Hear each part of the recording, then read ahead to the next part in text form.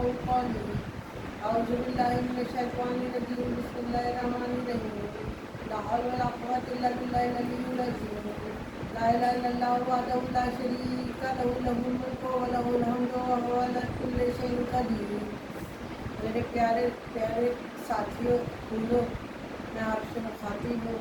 رمضان کا آج 15واں روزہ ہے۔ الحمدللہ اس وقت کچھ رفاہت لگ رہی ہوگی تو میں روزہ کھلنے والا ہے، اس وجہ سے تھوڑی محسوس کرتی ہوں۔ عصر کی نماز ہوتی ہے تو بس سوچتی ہوں اب تو مغربی ہوگی، بہت خوشی ہوتی ہے اس تصور کو سوچ کے۔ ابھی تک بچپنا دنیا میں سیدنا ابو ہریرہ اس روایت ہے کہ رسول اللہ صلی اللہ علیہ وسلم کے پاس کے صحابہ حاضر ہوئے۔ انہوں نے کہا ہمارے دلوں میں بعض اوقات اتنے برے خیالات آتے ہیں جنہیں ہم بیان نہیں کر سکتے۔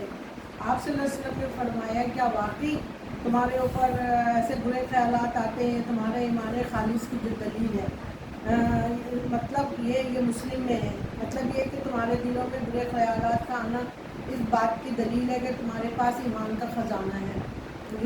شیطان اس طرح کے وسوسے کو ڈال کر اس خزانے کو لوٹ لینا چاہتا ہے۔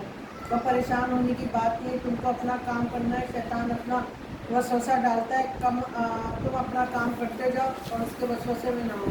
تو یہ ہے کہ یہ خالص ہونے کی نشانی اس صورت میں ہے کہ اگر آپ اس کے وسوسوں میں آ گئے تو سمجھا آپ کے خالص جو ایمان ہے وہ ایمان نہیں رہے گا۔ لیکن یہ کہ اللہ تعالیٰ جو وسوسے شیطان ڈالتا ہے تو وہ ایمان کو بھی آزماتا ہے، تو ہمیں اپنے ایمان کو پکا رکھنا چاہیے۔ اور واقعی یہ بات پر منحصر ہے کہ اس وسوسوں کو اگر آپ اگلی جامہ پہنائیں تو ظاہر ہے پھر آپ نے شیطان کا مان لیا، نہیں تو آپ اس کو ہرا دیں گے۔ تو میرے اللہ کو جتا دیا یہ زیادہ بہتر ہے۔ یونس سلیم نے جوش ملیہ بازی سے پوچھا کہ کیا بات ہے آج کل آپ غزل لکھ نہیں رہے اور اس کی مخالفت کر رہے ہیں؟ انہوں نے کہا میں بچپن میں ننگا پھرتا تھا لیکن اب تو نہیں پھرتا۔ اس کا مطلب ہے جب آپ کو اللہ شعور دے دے تو آپ اس کے حساب سے کام کریں گے۔ چاہنے والے تیرے ہزار ہوں گے، چاہنے والے تیرے ہزار ہوں گے، کہاں سارے تیرے وفادار ہوں گے۔ کچھ جان لینے والے ملیں گے اور کچھ جان لینے والے ملیں گے، انا پرستوں سے پالا پڑے گا، چہرے مگر خاص کھار ہوں گے، دیکھا دشمن کی پہلی صف سب سامنے تیرے یار ہوں گے۔ دنیا میں تو واقعی یہی حال ہے، کیونکہ ہم اپنے دوست اور دشمن کی پہچان کرنا مشکل ہے، لیکن میں تو جانتی ہوں کہ خود آگاہی اپنا محاسبہ کر کے اپنے آپ کو ٹھیک کرتے رہیں، کیونکہ کالج کے زمانے کے دوست بہت مخلص ہوتے ہیں، اسکول کے زمانے کے بھی، لیکن میری ایک دوست کالج کے زمانے کی ملی، میں سعودی عرب میں تھی، وہاں ملی، میں بہت خوش ہوئی اسے دیکھ کے، لیکن مجھے نہیں پتا تھا کہ اس کے بھی بچے تھے اور میرے بھی تھے۔ میں نے اس کو بہت خلوص اس زمانے کی طرح سمجھ رہی تھی، لیکن اس کو کیا پتا اب اس کا شوہر کا ساتھ ہے جو بہت بے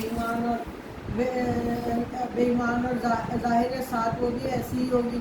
ہمیں بھی لالے لپڑے دے کر خوب لوٹا، ہم خلوص لوگ اور وہ اپنے لوگ، اور اتنے لوگوں کو لوٹ کر راتوں رات سعودی عرب سے نکلے۔ مجھے نہیں پتا ہے کہاں ہے، لیکن مجھ کو پتا ہے جہاں ہوں گے پریشانی ہوگی، کیونکہ ایسے جو لوگ لوٹ مار کرتے ہیں، جو غلط طریقے سے کماتے ہیں، تو ہم دوستوں کا بھی تو وہ نہیں کر سکتے، بہت کم ایسے ہوتے ہیں جو خالص ہوں، اور ہمیں لوٹ کر ہماری تقدیر تو نہیں لے گئی، لیکن ہم کو نہیں پتا کہ بھروسہ کس پر کرنا چاہیے۔ لیکن ہمارا بھروسہ اللہ تعالیٰ پہ پورا ہے۔ آج کل رمضان شریف ہے، اس میں روزے بھی اللہ کی حکمت ہے، جو رکھ رہا ہے وہ کتنے طریقے سے فائدہ مند ہے۔ کسی دور میں حضور صلی اللہ علیہ وسلم کے پاس کسی نے عرب سے باہر سے ایک بادشاہ نے ان کے پاس ایک حکیم بھیجا، اور وہ کتنے دن تک حکیم جو ہے ایسے ہی بیٹھا رہا۔ آخر اس نے حضور صلی اللہ علیہ وسلم سے شکایت کی تو حضور صلی اللہ علیہ وسلم نے کہا یہاں میرے لوگ جو ہے نا وہ جب بھوک لگتی ہے جب کھاتے ہیں اور کھانا پورے پیٹ نہیں کھاتے، تو اس نے کہا کہ آپ کے لوگ اسی وجہ سے وہ ہیں بیمار نہیں ہوتے، اور وہ چلا گیا وہاں سے۔ لیکن ہمارے یہاں تو آپ نے دیکھا ہے کہ ابھی ہمارے رمضان ہے، رمضان کا مطلب ہی روزے کا یہی ہے کہ آپ اپنے پیٹ کو صاف کریں، آپ اپنے پیٹ کو ٹھیک کریں، لیکن یہاں تو زیادہ سے زیادہ کھا کے اور زیادہ طریقوں سے تکلیف دیتے ہیں۔ تو یہ دیکھیں کہ جو بیماریاں ہیں وہ ہماری لائی ہوئی ہیں، اللہ تعالیٰ نے نہیں بھیجی ہوئی، ہماری لائی ہوئی ہیں۔ اگر ہم اللہ کے حساب سے چلیں تو بہت اچھا ہے، اور اس میں ہم خود بھی سکون سے ہیں، اور ہمیں آخرت بھی ملے گی اور دنیا بھی ملے گی۔ اللہ حافظ، اللہ حافظ۔